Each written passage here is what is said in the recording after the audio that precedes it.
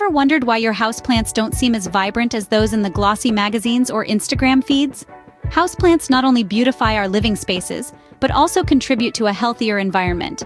Yet, growing them can be a struggle. Well, you are not alone, and there is no secret formula, just a few simple steps to follow. Firstly, understand your plant's needs.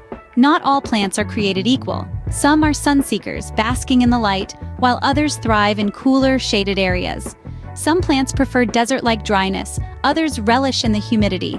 It's vital to research your plant's specific needs before bringing it home.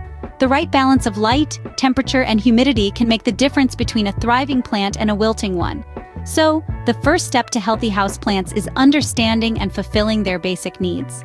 Now let's talk about watering and feeding your plants. A common plant pitfall is overwatering, which can lead to root rot, a surefire way to doom your green friends. On the flip side, signs of underwatering include wilting and yellowing leaves. Balancing water is critical, but don't forget about food. A well-rounded fertilizer, rich in essential nutrients, coupled with a consistent feeding schedule, can work wonders. Remember, balance is key when it comes to watering and feeding.